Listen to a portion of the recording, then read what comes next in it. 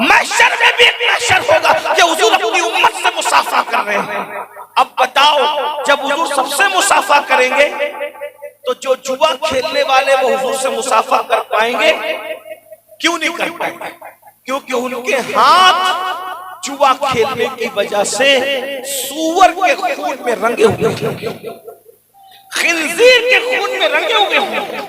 میرے بھائی اگر آپ کے ہاتھ مٹی میں بھرے ہوئے ہیں تب آپ اپنے عالم سے مصافحہ نہیں کر سکتے۔ مٹی والے ہاتھ وہ کر سکتے ہو نہیں، مٹی والے ہاتھ لے کر نائب رسول سے مصافحہ نہیں کر سکتے، آل رسول سے مصافحہ نہیں کر سکتے۔ تو سور کے خون میں جب جوا کھیلنے کی وجہ سے ہاتھ رنگے ہوئے، چھپ چھپ کر کھیلتے ہو نا جوا، آپ مولوی کو دھوکہ دے سکتے ہو، مولا کو بھی دھوکہ دے پاؤ گے، اپنے مسجد کے امام کو دھوکہ دے سکتے ہو، کیا امام الانبیاء کو بھی دھوکہ دے پاؤ گے؟ کتنا بھی چھپ کر گناہ کرو، قرآن کہتا ہے ان اللہ کان علیکم رقیبا، اللہ تم پر کڑی نگرانی کر رہا ہے۔ اور یہ جوا ہارو گے تو برباد، اور اگر جیت گئے تو اس سے بڑے برباد۔ کیوں؟ کیونکہ جیت گئے تو حرام، کپڑا پہنا تو جوے کے پیسے کا خریدا ہوا کپڑا جب تک بدن پر ہے اللہ تمہاری نہ کوئی نماز قبول کرے گا نہ کوئی دعا قبول کرے گا۔ اگر جوے کے پیسے سے تم نے گھر بنایا تو جب تک ایک اینٹ بھی باقی رہے گی اللہ کمانے والے پر، اس اینٹ رکھنے والے پہ لعنت فرماتا رہے گا۔ اس لیے میرے بھائیوں کیا کہہ رہا تھا، اللہ کو جوانی پسند ہے، جوانی کی عبادت پسند ہے، اس پہ تھوڑا ٹائم نکالو، وقت نکالو، گناہ مت کرو۔ اور ایک بات یاد رکھنا، اگر جوانی میں گناہ نہیں کرو گے تو اللہ تمہیں بڑھاپا اتنا عزت دار عطا کرے گا کہ لوگ تمہاری تعظیم کریں گے، لوگ تمہارا احترام کریں گے۔ ایک بات دیکھنا، غور کرنا، ایک وقت تھا سید سالار مسعود غازی کے عرس میں کتنے لوگ جاتے تھے، اور دن گزرتے جا رہے ہیں تو لوگ بڑھتے جا رہے ہیں۔ غریب نواز کے عرس میں کتنے لوگ جاتے تھے، دن گزرتے جا رہے ہیں، لوگ بڑھتے جا رہے ہیں۔ ارے دنیا والوں کو لوگ بھول جاتے ہیں، اللہ والوں کو کبھی نہیں بھولتے۔ کل غوث اعظم کے جتنے عاشق تھے آج اس سے زیادہ ان کے عاشق نظر آ رہے ہیں۔ اللہ سے وفاداری کرو۔ اللہ سے وفاداری کرنے کا فائدہ یہ ہے کہ مرنے کے بعد بھی لوگ بھولا نہیں کرتے ہیں۔ اس لیے تھوڑا وقت نکالو، نماز کے لیے ٹائم نکالو۔ آج میری قوم کے جوان نماز کے لیے ٹائم نہیں نکالتے، حالانکہ ایک وقت کی نماز کو صرف 10 منٹ کا ٹائم لگتا ہے۔ بولو 10 منٹ سے زیادہ کا ٹائم لگتا ہے؟ نہیں لگتا۔ میرے بھائیو اللہ اکبر، جب کوئی جوان صبح کے وقت اللہ کی عبادت کرتا ہے، جب کوئی جوان صبح کے وقت اللہ کی عبادت کرتا ہے تو میرے آقا فرماتے ہیں اس جوان کو اللہ بوڑھوں پر ایسی فضیلت دیتا ہے جیسے اللہ نے رسولوں کو لوگوں پر فضیلت عطا فرمائی ہے۔ اتنا بلند مقام دیتا ہے اللہ جوانی کی عبادت کا۔ اور پھر یاد رکھنا، آج میرے جوانوں نے سوچا جوانی کا مطلب ٹوئنٹنگ کرنا، جوانی کا مطلب چھیڑ چھاڑ کرنا، جوانی کا مطلب آوارگی کرنا۔ لیکن ایک بات میں آپ کو بتاؤں، جوانی کا اصل لطف لینا ہے تو نیکی کر کے دیکھو، پرہیزگاری کر کے دیکھو، تقوی اختیار کر کے دیکھو۔ آپ نہیں جانتے حضرت سیدنا سعد بن ابی وقاص فرماتے ہیں کہ میرے چہرے پر داڑھی کے بال بھی نہیں نکلے تھے، میں بالکل کڑیل جوان تھا، 16-17 سال کا جوان، اور میں نے جنگ احد میں شرکت کی تھی۔ سعد بن ابی وقاص کہتے ہیں میرے چہرے پہ داڑھی کے بال بھی نہیں نکلے تھے، اور میں رسول اللہ پر آنے والے تیر کو اپنے سینے پہ روکتا تھا۔ اسی طریقے سے دیکھیں بدر و احد میں جنہوں نے بڑے بڑے کارنامے انجام دیے وہ سب کے سب جوان تھے۔ اللہ اکبر! اور کیسے جوان تھے؟ سارے صحابہ جوان تھے۔ اسی لیے میرے آقا فرماتے ہیں اے لوگو اللہ اکبر، جوانوں کی عزت کرو۔ آقا کی حدیث ہے، آقا فرماتے لوگو جوانوں کی عزت کرو، جوانوں کی قدر کرو، جوانوں کو اہمیت دو۔ اس لیے کہ جب میں نے نبوت کا اعلان کیا تو مکے کے بڈھوں نے مجھے جھٹلایا، میری بات کو رد کر دیا، لیکن جب میں نے نبوت کا اعلان کیا تو مکہ کے جوانوں نے میری دعوت کو لیے جوانوں کی عزت کی جائے گی، کیونکہ اسلام سب سے پہلے جس نے قبول کیا تھا وہ سب جوان لوگ تھے۔ صدیق اکبر جوان، زید بن حارثہ جوان، سعد بن ابی وقاص جوان، فاروق اعظم جوان۔ اللہ اکبر! بدر میں 70 کافروں کو مارا گیا، لیکن تنہا جس نے 35 کو جہنم میں ڈالا تھا وہ سب جوانوں کا جوان تھا، جسے دنیا حیدر کرار کہتی ہے۔ وہ تو ایسے جوان تھے کہ میرے آقا فرماتے ہیں لا فتح الا علی، لا سیف الا ذوالفقار، کہ ذوالفقار جیسی کوئی تلوار نہیں ہے اور علی مرتضیٰ جیسا کوئی جوان نہیں ہے۔ یہ سب جوان لوگ تھے، لیکن آج جوانی کو نشے میں بھنگ کر دیا گیا۔ باضابطہ طور پر ایک منصوبہ ہے لوگوں کا، منصوبے کے ساتھ مسلم جوانوں کے اندر نشے کو پرموٹ کیا جا رہا ہے۔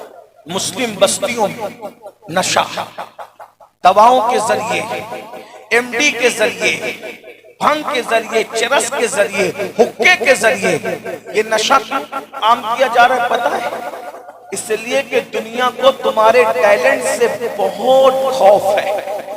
جتنا ٹیلنٹ اللہ نے مسلمانوں کو دیا ہے، میں کوئی تفریق یا فرقہ واریت کی بات نہیں کروں، میں سچی بات کر رہا ہوں۔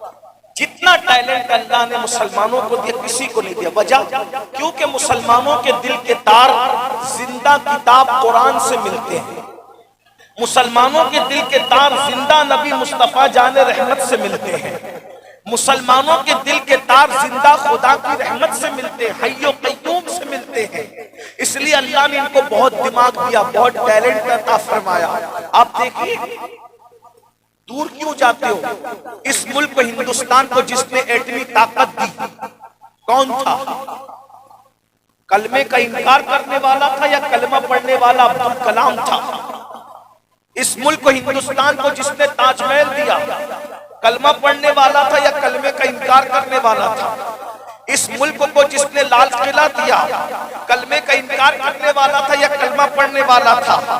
اس ملک میں جس نے ایران سے صنعت اور حرفت لا کر کے ہندوستان والوں کو کپڑے بننا سکھایا، ہندوستان والوں کو قالین بننا سکھایا، ہندوستان والوں کو موتیوں کا ہار بنانا سکھایا، وہ کلمے کا انکار کرنے والا تھا یا ٹیپو سلطان کی شکل میں کلمہ پڑھنے والا تھا؟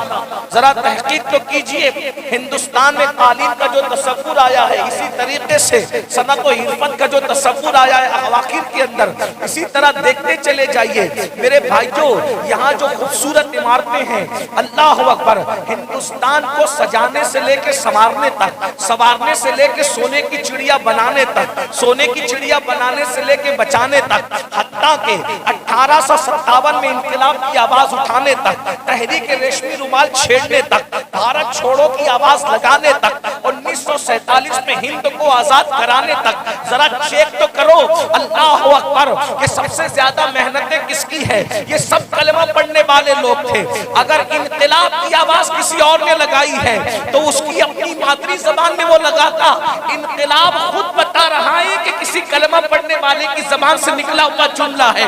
اللہ اکبر، تحریک ریشمی رومال اس طریقے سے دیکھتے چلے جائیے۔ سب سے پہلے دلی کی جامع مسجد میں جمعہ کے دن نماز جمعہ کے بعد کھڑے ہو کر جس نے انگریزوں کے خلاف جہاد کا فتویٰ دیا تھا، مسجد میں دیا تھا نا، تو مسجد کلمہ پڑھنے والوں کی ہوتی ہے، کلمے کا انکار کرنے والوں کی ہوتی ہے۔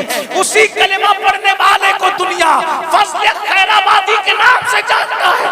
ارے جس نے ٹینک سے اپنا سینہ لڑا کر کے شہید ہو گیا ملک کی خاطر، اس اشفاق اللہ خان کا تعلق کلمہ پڑھنے والوں سے تھا یا کلمے کا انکار کرنے والوں سے تھا؟ ذرا چیک تو کیجئے، ذرا پتا تو کیجئے۔ تمہارے ٹیلنٹ سے لوگوں کو بڑی تکلیف ہے، ان کو پڑھنے مت دو، جس دن یہ پڑھیں گے کوئی ان کا مقابلہ نہیں کر پائے گا۔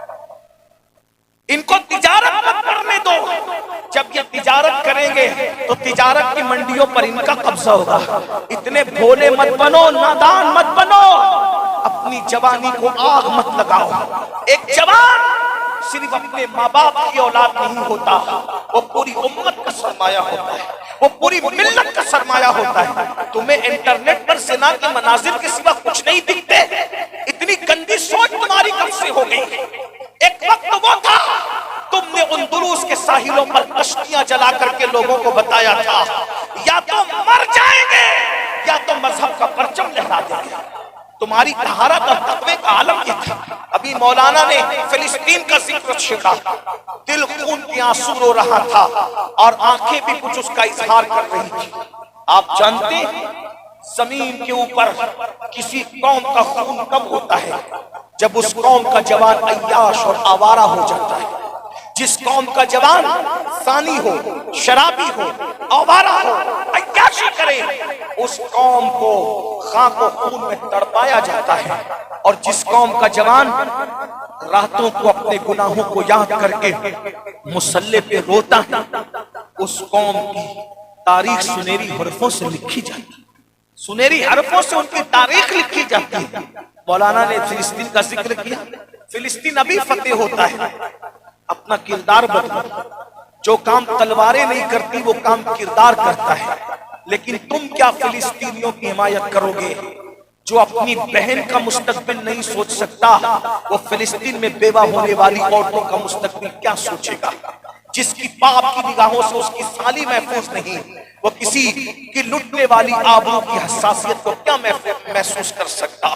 جو اپنے بھائی کی مدد کے لیے عید کے کپڑوں کے لیے تیاری نہیں کر سکتا وہ سگنلوں پر بھیک مانگنے والی عورتوں کی کیا مدد کر سکے گا؟ تم تو خود غرض ہو گئے. تمہیں خود غرضی کے علاوہ آتا کیا ہے؟ اگر جملے تلخ لگے تو معاف کرنا. جو قوم اپنی اللہ کا حق ادا نہیں کر سکتی وہ اپنی ماں کا حق ادا کریں گے، وہ اپنی بہن کا حق ادا کریں گے. وہ دوسرے ملکوں میں بیٹھے ہوئے ایک ایک مہینے کی مسافت پر فلسطینیوں کے مظلوموں کا کیا حق ادا کریں گے؟ جو اپنی اللہ کی محبت میں 10 منٹ کی نیند قربان نہ کر سکے وہ اپنی جانیں کیا قربان کر سکیں گے؟ بڑی معذرت کے ساتھ آج تو کھانے پینے سونے اور گناہ کرنے کے علاوہ تمہیں کچھ سوچتا ہی نہیں. عورتوں کو باپ کی نظروں سے دیکھنے کے علاوہ تمہیں کچھ سوچتا ہی نہیں. بڑی معذرت کے ساتھ سب سے محبوب مشغلہ ہے حسن کو تکنا، حسن کو دیکھنا. آؤ جوانوں کا کردار کیا تھا بات ختم کرتے کرتے، بات اینڈ کرتے کرتے بتا دوں. یاد رکھنا صرف منقبتوں سے اور نظموں سے حالات نہیں بدلنے والے، صرف نعروں اور جلسوں سے حالات نہیں بدلنے والے، صرف درد بھری باتوں سے اور تحریروں سے حالات بدلنے نہیں والے. جب تک کہ تم کردار کے غازی نہ بنو. بڑی باتیں کر لی ہے. ارے تمہاری بیٹیاں جن کو اللہ و رسول نے مسجد میں جانے سے روکا تھا آج تمہاری بیٹیاں بیوٹی پارلر تک جا رہی ہیں. تمہیں شرم نہیں آتی؟ شادی کے موقع پر دلہنوں کو تم بیوٹی پارلر تک بھیجتے ہو. اللہ اکبر. جس مذہب میں عورتوں کو مسجد جانے کی اجازت نہیں اس قوم کی بیٹیاں بننے سنورنے کے لیے بیوٹی پارلر تک جائے گی، مہندی لگانے تک بیوٹی پارلر تک جائے گی. جو قوم کی بیٹیاں نبی کے ہاتھ میں توجہ نبی کے ہاتھ میں ہاتھ نہیں دے سکتی، جو قوم کی بیٹیاں نبی کے ہاتھ میں ہاتھ نہیں دے سکتی، مصافحہ نہیں کر سکتی، وہ بیٹیاں اجنبی مردوں کے ہاتھ میں ہاتھ دے کے چوڑیاں پہن رہی ہیں. دین کہاں ہے؟ بتاؤ دین کہاں ہے؟ سوائے کلمہ پڑھنے کے کلمے کے چند الفاظ وہ بھی صحیح ادا نہیں کر سکتے، اس کا معنی تک نہیں معلوم ہے. فیصلہ تو مفتیان کرام کریں گے. میں کوئی مفتی نہیں، میں صرف دل جلا صوفیوں کا غلام ہوں، لیکن دل کا درد آپ کے سامنے رکھنا. سوچو دین کہاں ہے؟ نیند سے اٹھنے سے لے کے سونے تک کے دین کہاں ہے؟ ہماری زندگی میں اسلام کہاں ہے؟ امام حسین کا نام لیتے ہو صرف شربت کے لیے اور نیاز کھانے کے لیے. امام حسین کے خون کو شربت اور کھچڑے کے بس تولنے والوں بے وفاؤ، نام حسین لے کر یزید کا کردار زندہ کرتے وقت تو تمہیں شرم نہیں آتی؟ حسین کی نگاہوں میں تو اتنی طہارت تھی کہ انہوں نے اپنی گھر کی کنیزوں کو بھی احتیاط سے دیکھا، اور تمہاری نگاہوں میں اتنا پاپ ہے کہ آج کل سالیوں کو بھی اور چچا کی اور پھپھی کی بیٹیوں کو بھی پاپ کی نظر سے دیکھا جا رہا ہے. آج تک بھاوجوں کو بھی پاپ کی نظر سے دیکھا جا رہا ہے. سب ایسے نہیں ہیں، لیکن بات کہنے کی ہے، جلسے میں تو کہی جاتی ہے. یہاں تک کہ یہ بدبختی کی باتیں سننے میں آتی ہے کہ سسر سے بہویں تک محفوظ نہ رہی. وہ بدترین حالات ہم دیکھ رہے ہیں. وجہ دین اٹھ گیا, اللہ کا خوف اٹھ گیا, خدا کی خشیت اٹھ گئی. آپ جانتے ہیں ایک مرتبہ سیدنا بابا فرید الدین گنج شکر نے اپنی ایک کنیز سے کہا تو کون ہے؟ اس نے کہا 40 سال سے آپ کے گھر میں رہتے مجھے نہیں پہچانتے. کہا میں نے آج تک تجھے دیکھا ہی نہیں. یہ ان کے تقوی کا عالم تھا, یہ ان کی پرہیزگاری کا عالم تھا. آج عورتوں میں بھی تقوی نہیں, مردوں میں بھی تقوی نہیں. عورتوں کا حال تو یہ کہ سیریل دیکھنے کے لیے ٹائم ہے, نماز پڑھنے کے لیے ٹائم نہیں. ذرا میری ماں اور بہنوں سے پوچھو انہوں نے آج سے پہلے قرآن کب پڑھا؟ قرآن کون سی کتاب ہے؟ تیجے کی, چہلم کی, 10ویں کی, 20ویں کی. یہ قرآن کی عزت کی تم نے تعویذ کے موقع پہ گلے میں لٹکانے کی. تعویذ تیجے کے لیے, چہلم کے لیے, 10ویں 20ویں کے لیے, اس لیے آیا تھا قرآن. قرآن کہہ رہا ہے ہدی للناس ہدی للمتقین. قرآن کا عنوان ہدایت ہے, قرآن ہدایت کے لیے تھا. یہ 10واں 20واں چہلم یہ دوسرے تیسرے نمبر کی بات تھی جس کو آپ نے جہیز, قرآن جہیز میں دینے کے لیے صرف نہیں آیا. قرآن 10ویں 20ویں کے لیے صرف نہیں ہے, قرآن تو ہدایت کے لیے آیا. میں یہ نہیں کہہ رہا ہوں کہ 10ویں 20ویں پہ اصالے ثواب نہ کرو, میری بات کا غلط مفہوم مت نکالنا. قرآن ہدایت کے لیے آیا تھا. ہدایت کے سوا سب کام لے رہے ہو, اس قرآن پہ ہاتھ رکھ کے جھوٹی قسمیں کھاتے ہو, اس قرآن پہ ہاتھ رکھ کر کے معاذ اللہ تجارت کے معاملات حل کرتے ہو.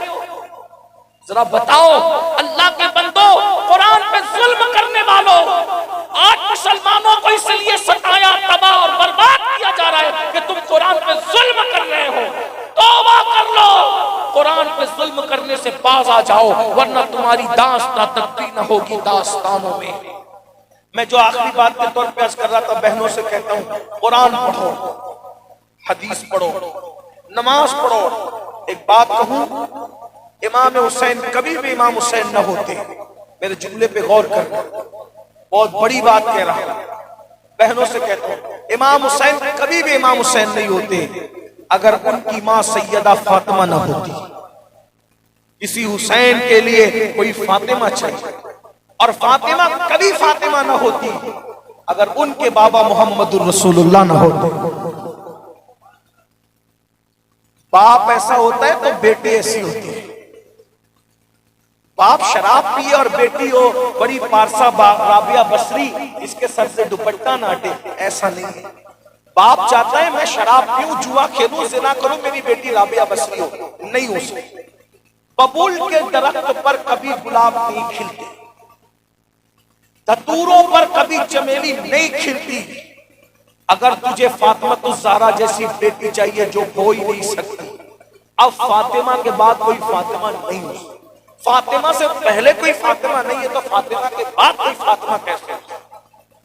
اس لیے کہ سیدہ فاطمہ الزہرا کے لیے خدیجہ جیسی ماں چاہیے, اور سید المعصومین محمد رسول اللہ جیسا بابا چاہیے. تب ایسی بیٹی جنم دیتی ہے کہ جس کے دوپٹے کو بھی کبھی چاند و سورج نہیں دیکھ سکتا. چاند و سورج جس کے دوپٹے کو نہیں دیکھ سکتے.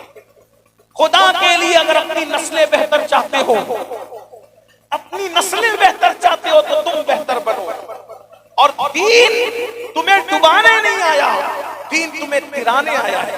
دین تمہیں ذلیل کرنے نہیں آیا, دین تمہیں عزت دینے آیا ہے. دین تمہیں وقار دینے آیا ہے. دین کا دامن پکڑ لو. دین کا دامن تھامنے سے کوئی ذلیل نہیں ہوتا. عرب کے بوریا نشینوں نے جب دین کا دامن پکڑا, اللہ نے انہیں کیسر و کسرا کا تاجدار بنا دیا. میرے بھائیوں, میں بات صلاح الدین ایوبی کی کر رہا تھا. صلاح الدین ایوبی یہ کون جوان ہے پہلے میں تمہیں بتا دوں. کچھ لوگ یہ بھی کہتے ہیں جلسوں سے کیا ہوتا ہے. میں کہتا ہوں جلسے ہی کی بنیاد ہے صلاح الدین ایوبی.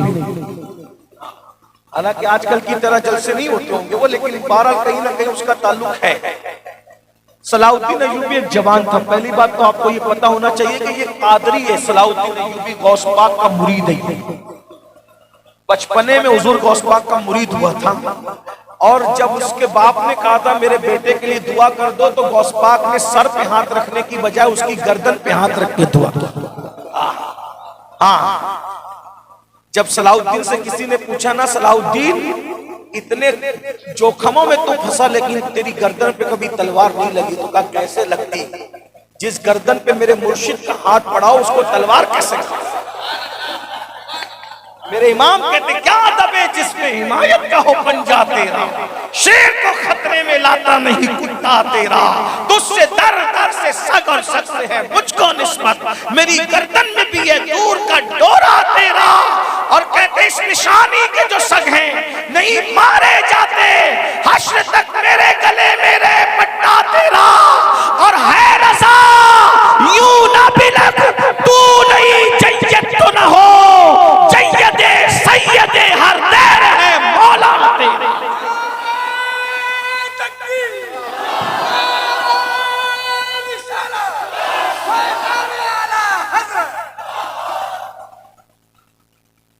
غوث پاک کا مرید ہے صلاح الدین، جوان تھا، شب معراج میں اپنے محلے کی مسجد میں نماز پڑھنے گیا، امام صاحب منبر پہ بیٹھ کر تقریر کرتے ہوئے کہہ رہے تھے اے جوانوں معراج میں تم یہاں نفل پڑھنے آئے ہو، تمہیں خبر بھی ہے کہ جس بیت المقدس میں رسول اللہ نے آج کی شب نبیوں کو نماز پڑھائی تھی وہ تو عیسائیوں کے قبضے میں، تم نفل پڑھ رہے ہو اور وہ بیت المقدس جس میں رسول اللہ نے نبیوں کی ان کو نماز پڑھائی وہ عیسائیوں کے قبضے میں، تمہیں برداشت کیسے؟ اس جوان کے دل پہ بات اثر کر گئی، جلسہ سننے سینکڑوں آتے ہیں، کسی ایک کے دل پہ یہ بات اثر کر جائے تو کام ہو جاتا ہے۔ ہمیں پتہ ہے اس پہ بہت سے لوگ سننے آئے ہیں، کچھ ایسے بھی ہے کہ چلو یار ذرا دیکھتے ہیں مولانا لوگ کیا بولتے ہیں، کوئی پوائنٹ آؤٹ کرنے کے لیے آئے ہوں گے کہ کیا غلط بول رہے ہیں، طریقہ کیا ہے حضرت کا، کس پہ ناراض ہو رہے ہیں، کس پہ خوش ہو رہے ہیں، کس سے مصافحہ کر رہے ہیں، کس کو نہیں کر رہے ہیں، تو پھر بات وہ کمنٹ کرتے رہے۔ یاد رکھنا جو لینے آتا ہے وہ وہی لے کر جاتا ہے، جو سن کر سمجھنے کے لیے بدلنے کے لیے آتے ہیں وہ بدل کے جاتے ہیں۔ کچھ تو ایسے بھی ہوتے ہیں کہ ایسی محفلوں میں ان کو رسول اللہ کا دیدار نصیب ہو جاتا ہے، ایسی محفلیں بھی سجی ہے، تاریخ ہے اس کی تو وہ وقت نہیں رہا۔ تو میں عرض یہ کر رہا تھا صلاح الدین کے دل پہ بات اثر کر گئی، صلاح الدین نے سر سجدے میں رکھا اور اللہ سے دعا کی مولا آج کے بعد میں اپنی بیوی کو اس وقت تک ہاتھ نہیں لگاؤں گا اور بستر پہ نہیں سوؤں گا جب اس وقت تک جب تک بیت المقدس پہ اسلام کا پرچم نہ لہرائے۔ بس ایک جوان نے دھن سوار کر لی، ایک جوان نے دھن۔ ہمارا کیا ہے؟ میں کہتا ہوں تم سدھرو، تم کہتے ہیں تم سدھرو، یہ تم اور تم میں ساری نیا غرق ہو۔ کاش کہ میں سوچوں کہ میں سدھر جاؤں، ہر آدمی سوچے میں سدھر جاؤں۔ صلاح الدین نے سجدے میں سر رکھ کے اللہ سے وعدہ کیا مولا اب میں بیوی کے قریب نہیں جانا، میں نے بستر پہ نہیں سونا جب تک کہ بیت المقدس کو چھین نہ لوں، غاصبوں سے واپس نہ لے لوں، اسلام کا پرچم نہ لہرا۔ کہتے ہیں جب تڑپ سچی ہو نا، نیت اچھی ہو تو اللہ پھر چھوٹے لوگوں سے بھی بڑے کام لیتا ہے۔ صلاح الدین ایوبی کوئی بادشاہ نہیں تھا، بادشاہوں کی اولادوں میں سے نہیں تھا، بظاہر بہت بڑے گھرانے میں سے نہیں تھا، بلکہ صلاح الدین ایک چھوٹے سے گورنر کا بیٹا تھا۔ اس کا باپ ایوب وہ ایک چھوٹا سا آدمی تھا، کوئی بہت بڑا آدمی نہیں تھا، لیکن جب یہ بندہ نکلا ہے اللہ کی راہ میں اللہ نے مدد کی، اور اس بندے نے کم و بیش 10 سال محنت کی، 10 سال جنگلوں میں بغیر بستر کے سوتا تھا کہ مجھے بیت المقدس کو واپس دینا ہے، واپس دینا ہے، واپس دینا ہے۔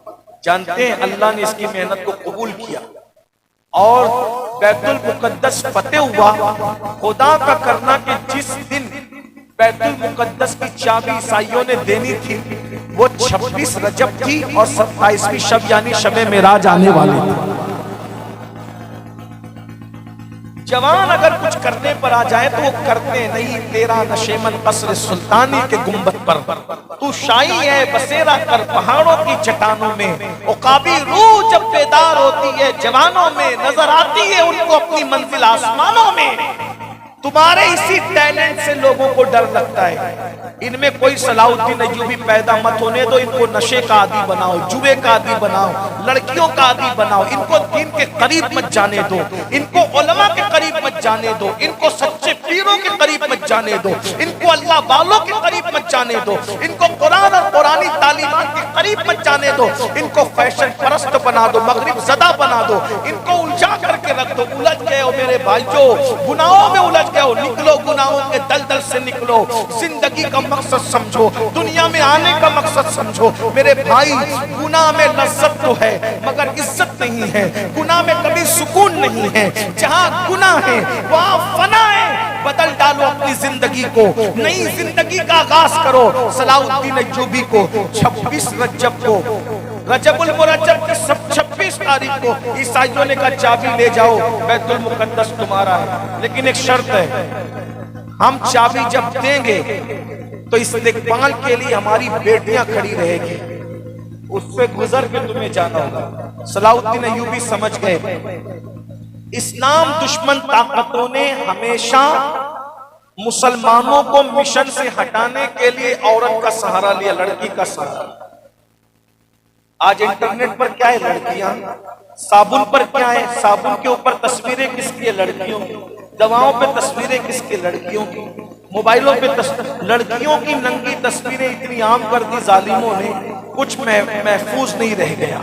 लेकिन जिनके दिलों में इश्क़ रसूल है, उनकी निगाहों पे कंट्रोल है, उनकी समातों पे कंट्रोल है। हुआ क्या, सलाहुद्दीन समझ गए कि हमें मिशन से और मकसद से हटाना चाहते हैं। तो उन्होंने क्या किया, सलाहुद्दीन ने एक तकरीर की, खिताब किया लश्कर से, जवानों तुमने 10 साल रात दिन मेहनत की है, तब कहीं जाकर बैतुल मुकद्दस तुम्हारे हाथ में आया है। दुश्मन ये चाहता है कि वापस तुम्हें औरतों की मोहब्बत में फंसाकर मिशन से तुम्हें बागी कर दे, मिशन से दूर कर दे, मिशन को भुला दे। तुम्हें एक काम करना है, जब उन लड़कियों के करीब से तुम गुजरना तो उनकी खूबसूरतियों पे ईमान का सौदा मत करना, बल्कि मदीने वाले सरकार का तसव्वुर करते हुए गुजर जाना। बस उनका हुस्न, मदीने की सरकार का हुस्न, इन लड़कियों के हुस्न पे फरेबता मत होना। ईसाइयों ने क्या किया, नसारा ने क्या किया, आधे कपड़े पहनाकर और आधा नंगा लड़कियों को खड़ा कर दिया कि ये जवान है, इंसान है और जवान है, और जवानों की मजबूरी है कि वो मोम की तरह होते हैं। औरत अगर सामने आ जाए, औरत आग की तरह, मर्द मोम की तरह। आग के करीब मर्द जाएगा, पिघल जाएगा, नहीं पिघलेगा, नरम जरूर हो जाएगा। लेकिन सलाहुद्दीन वो जवान समझ गया था हमारे साथ क्या खेल होने वाला है। सलाहुद्दीन ने कहा, नजरें नीची करके औरतों पे नजर मत डालना, मकसद पे नजर रखना, हुजूर के हुस्न पर नजर रखना, आका के हुस्न का तसव्वुर करके निगाहें नीची करके गुजर जाना। फिर क्या था, बैतुल मुकद्दस की गलियां थी, कुद्स की गलियां थी, और मोहम्मदुर रसूलुल्लाह के दीवाने, हुजूर के गुलाम, वो सब के सब नौजवान थे। वो उस गली से गुजर रहे थे, दाएं बाएं लड़कियां खड़ी थी, खूबसूरत, हसीन, जमील लड़कियां, और आधे कपड़े पहनकर, आधा नंगा बदन। कितना बड़ा इम्तिहान होगा। मगर सुन लो, जिनके दिल खाली हैं हुस्ने मुस्तफा से, वो तो किसी के हुस्न पे ईमान का सौदा कर लेते हैं, मगर जिनके सीने में आमिना के लाल का हुस्न मौजूद हो, वो हुस्न जिसको मेरे इमाम कहते हैं, वो कमाल हुस्न हुजूर है कि कुमार नक्श जा नहीं, यही फूल खार से दूर है, यही शम्मा है कि दुआ नहीं। मैं निसार तेरे कलाम पर मिली यूं तो किसको ज़बान नहीं, वो सुखन है जिसमें सुखन न हो, वो बयां है जिसका बयां नहीं। वो अरब के बड़े बड़े तेरे आगे यूं है दबे बचे, कोई जाने मुंह में ज़बान नहीं बल्कि जिस्म में जा नहीं। करूं तेरे नाम पे जा फिदा, करूं तेरे नाम पे जा फिदा, करूं तेरे नाम पे जा फिदा, न बस एक जा दो जहां फिदा, अरे दो जहां से भी नहीं जी भरा, करूं क्या करोड़ों जहां। वो कितने खूबसूरत हैं, वो कितने हुस्न वाले हैं। मेरे इमाम कहते हैं, सरदाब कदम है तने सुल्तान ज़मन फूल, लब फूल, दहन फूल, ज़मन फूल, बदन फूल। پھول، واللہ جو مل جائے میرے گل کا پسینہ، مانگے نہ کبھی عطر نہ پھر جائے دلہن پھول، دندان و لب و زلف رخ شاق فدائی ہے در عدن لال یمن مشک ختن پھول، دل اپنا بھی شہدائی ہے اس ناخن پاکا، اتنا بھی مہے نو پہ دائیں چر کے کون پھول، کیا بات رضا اس چمنستان کرم کی، زہرا ہے کلی جس میں حسین اور حسن، کتنے خوبصورت کرے چارہ سازی زیارت کسی کی، بھرے زخم دل کے ملاحت کسی کی، اللہ اکبر۔ سلطان صلاح الدین ایوبی نے کہا نگاہ نیچی کرو، حسن مصطفیٰ کا تصور کرو اور گزر جاؤ، سارے جوان دائیں بائیں ننگی لڑکیاں آدھی ننگی کھڑی ہیں اور نگاہیں نیچی کر کے جا رہے ہیں، انہوں نے آواز دینا شروع کیا، فکرے کسنا شروع کیا، مجال ہے کوئی جوان دائیں بائیں دیکھتا، جب سب جوان گزر گئے ایک لڑکی نے کہا سب کی نمائندگی کرتے ہوئے، اے جوانوں تمہارے سینے میں دل ہے یا پتھر ہے، تم ہمیں دیکھتے نہیں، ہمارے حسن کی توہین مت کرو، ہمیں دیکھ تو لو، ایک نظر تو دیکھ لو ہم کتنے خوبصورت ہیں۔ ایک جوان نے نگاہ جھکا کے کہا جس کی نگاہوں میں مدینے والے کا حسن بسا ہوا ہو وہ کسی لڑکی کو کیسے تک سکتا ہے، ہم تمہارے کام کے نہیں تم ہمارے کام کے نہیں، اس لیے کہ ہمارے آقا کا حسن ہمارے سینوں میں ہے۔ وہ لڑکیاں اتنی متاثر ہوئی، سب نے بیک زبان کہا ارے جس کا حسن تمہیں مل جائے تو تم اتنے پاک دامن ہو جاتے ہو، تو ذرا اس حسن والے کا کلمہ ہمیں بھی پڑھا دو اور ہمیں بھی ان کے غلاموں میں داخل کر کے مسلمان کر دو۔ جو ایمان چھیننے کھڑے تھے، مشن سے ہٹانے کھڑے تھے، وہ مسلمان ہوتے ہوئے نظر آئے۔ یہ نوجوانوں کا کردار تھا۔ بس اینڈ پر یہی کہتا ہوں باز آ جاؤ، جب موت کا فرشتہ سر پہ کھڑے ہوگا پچھتاؤ گے۔ آج توبہ کر لو، گانے سنیں، فلمیں دیکھی، اللہ نہ کرے یہاں جو لوگ ایسے نہیں ہوں گے لیکن بولنے کی باتیں تقریر کی باتیں تو بولیں، اللہ نہ کرے کسی سے زنا ہو گیا، بدکاری ہو گئی، بدی ہو گئی، جس سے کچھ بھی ہوا توبہ کر، اللہ نے توبہ کا دروازہ کھول رکھا ہے، سچی توبہ کر۔ اگر ہزاروں سال کا مجرم بھی توبہ کر لے اللہ اس کو بھی معاف کر دیتا ہے، لیکن توبہ گال پیٹنے کا نام نہیں، کان کھینچنے کا نام نہیں، توبہ ولی بنا، توبہ توبہ مل کے کہے توبہ، قرآن کہہ رہا ہے ان اللہ یحب التوابین، توبہ کرنے والے اللہ کے محبوب ہوتے ہیں۔ لیکن کون سی توبہ؟ کان کھینچنے گال پیٹنے والی نہیں۔ آقا فرماتے ہیں جیسے بکری کے تھن سے دودھ نکلتا ہے سوراخ سے، اسی سوراخ سے جیسے دودھ واپس جا سکتا ہے، بکری کے تھن سے جس سوراخ سے دودھ نکلتا ہے اندر جا سکتا ہے، کوئی ڈال سکتا ہے اندر؟ آقا فرماتے ہیں جیسے بکری کے تھن سے دودھ نکلتا ہے جس سوراخ سے، دوبارہ اسی سوراخ سے وہ واپس نہیں جا سکتا۔ ایسے کوئی گناہ سے توبہ کرے اور پھر دوبارہ گناہ کے رستے پہ نہ جائے تو اللہ ایسے لوگوں کو اپنا ولی بنا لیتا ہے۔ بس اس پر ایک بات سننا چاہیں گے، عرض کروں گا جتنا ٹائم دیا گیا تھا 5 منٹ بچے اس میں توجہ کر لیں، سنیں کیسے کیسوں نے توبہ کی، اللہ نے کرم کیا۔ میری مائیں اور بہنیں بھی موجود ہیں، ان کی بھی خاص توجہ۔ حضرت سیدنا ذوالنون مصری رضی اللہ تعالیٰ ایک مرتبہ دریا کے سیر کو گئے، ذوالنون مصری دریا کی سیر کو گئے تو دیکھا ایک لڑکا اور ایک لڑکی ہے اور دونوں جوان ہیں، شادی شدہ نہیں ہے لیکن ان کی آپس میں دوستی ہے، تعلقات ہے۔ اور اس دور کی بات ہے، آج سے تقریباً سینکڑوں سال پہلے، نوجوان طور کے ایسی رہ گئی، کم کہیں زیادہ گڑبڑ تو کرتی ہے، جوانی دیوانی ہوتی، لڑکی ہے خوبصورت، لڑکا ہے خوبصورت، اور وہ شراب کی سرائی لے کر اور میوزک کا موسیقی کا سامان لے کے دریا پہ آئے اور دونوں گا رہے ہیں اور شراب پی رہے ہیں۔ تو ذوالنون مصری بھی جوان تھے، وہ لڑکا لڑکی دونوں نے ذوالنون مصری کی مزہ لینے کے لیے کہا کہ لو لو تم بھی شراب پیو، اور ذوالنون مصری نے کہا ہم شراب نہیں پیتے، ہم شراب نہیں پیتے، ہمارے مذہب میں اجازت نہیں ہے۔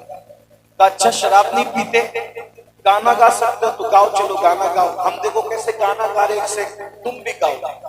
ذوالنون مصری کہتے ہیں میں اس کو گانا تو نہیں کہتا لیکن میں بھی کوئی نغمہ جانتا ہوں، اگر تم کہو تو وہ نغمہ سنا دوں، سناؤ۔ تو ذوالنون مصری نے قرآن پڑھنا شروع کیا۔ جب قرآن پڑھا تو وہ لڑکا اٹھ کے بھاگ گیا، جس کے مقدر میں ہدایت نہیں تھی وہ اٹھ کے بھاگ گیا، اور جو لڑکی تھی خوبصورت وہ خوب روئی اور رو کے کہا یہ کیا ہے؟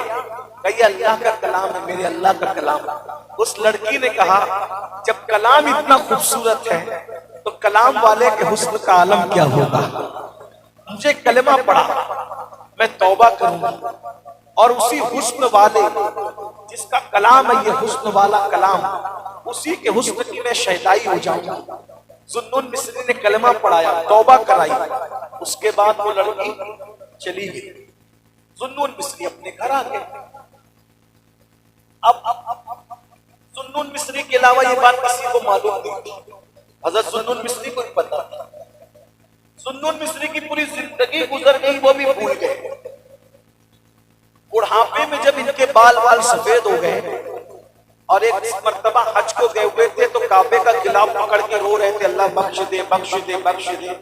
پیچھے سے ایک عورت کی آواز آئی، بوڑھی عورت کی، اے اللہ میرے اللہ میں بھوکی ہوں، ذرا جلدی سے میرے لیے کھانے کا انتظام کر۔ تو جیسی کہا تو آسمان سے کوئی خان اترتا ہوا نظر آیا، اور ذوالنون مصری نے دیکھا یہ تو بڑی مقبول عورت ہے، کعبے کا غلاف پکڑ کے کہا کہ میرے کھانے کا انتظام کر لیا۔ خان اتر رہا ہے تو دیکھا تو انگور تھے اس میں، اس خان میں پلیٹ میں انگور تھے، اس نے انگور اٹھایا، جانے لگی تو ذوالنون مصری اس کے پیچھے پیچھے کہا بڑی اماں وہ تو بڑی مقبول ہے بھائی، تو نے ادھر عرضی لگائی ادھر قبول ہو گئی، کون ہے تو اس بڑھیا نے ذوالنون مصری کو دیکھا اور دیکھ کے کہا ذوالنون اچھا ملے اور بڑے وقت پہ ملے۔ ذوالنون مجھ سے پوچھتے ہو بڑی اماں تو کون ہے؟ میں بتاؤں میں کون ہوں؟ تمہیں یاد ہے تم ایک بار دریا کی سیر کو گئے تھے؟ ہاں گیا تھا، تو دریا کی سیر کرتا ہی رہا کہ نہیں؟ ایک دن وہ لڑکا اور لڑکی بڑی خوبصورت لڑکی اور خوبصورت لڑکا ایک دن دریا کی سیر کو آئے تھے، شراب لے کے، گانے کا سامان۔ ہاں ہاں ہاں یاد آیا۔ ہاں تو اس میں وہ تمہیں شراب دے رہے تھے نہیں لیا، گانے کے لیے کہہ رہے تھے نہیں گایا۔ ہاں میں نے قرآن پڑھا تھا، قرآن پڑھا تھا، لڑکا بھاگ گیا تھا، لڑکی رو رہی تھی، اس نے توبہ کی تھی۔ ہاں ہاں اس نے توبہ کیا، کلمہ پڑھا تھا، کہا وہی تو میں ہوں، وہی میں ہوں۔ اور تم؟ میں نے توبہ کرایا، میں نے توبہ کرایا، مجھے کچھ اور مقام ملا، لیکن تم نے توبہ کیا، اللہ نے تمہیں کتنا نواز دیا، کتنا بڑا مرتبہ عطا کر دیا۔ یہ اللہ کی شان ہے، اللہ جس کو چاہے نوازتا ہے، لیکن نوازے جانے کے لیے پہلا زینہ توبہ ہے، توبہ۔ جب تک گناہ کے دلدل میں رہو گے اللہ سے رشتہ کبھی جوڑنے والا نہیں ہے۔ اگر اللہ سے رشتہ جوڑنا ہے تو پہلے گناہ کو چھوڑو، گناہ کو ترک کرو۔ اللہ تعالی ہم سب کو توفیق دے، عمل خیر کی، نیکیوں کی توفیق دے، گناہوں سے بچنے کی توفیق عطا فرمائے۔ اپنے بچوں کی اچھی تربیت کرو، اپنے بچوں کو دین سکھاؤ، اپنے بچوں کو مذہب اور مسلک سکھاؤ، اور ساتھ ہی ساتھ اپنے کسی بھی بچوں کو جاہل مت رہنے دو، ان پڑھ مت رہنے دو۔ اپنے بچے اور بچیوں کو کم سے کم گریجویٹ تو بنانا ہی ہے ہمیں، اور کم سے کم دینی تعلیم اتنی دینا ہے کہ جتنا علم فرض ہے اتنا ہر بچے اور بچی کو فرض علوم آنے چاہیے۔ گفتگو کے درمیان اگر کوئی غلطی ہو تو اللہ تعالیٰ معاف کرے۔ استغفر اللہ ربی من کل ذنب واتوب الیہ وما علینا الا البلاغ، لا الہ الا اللہ محمد رسول اللہ صلی اللہ علیہ وآلہ وسلم۔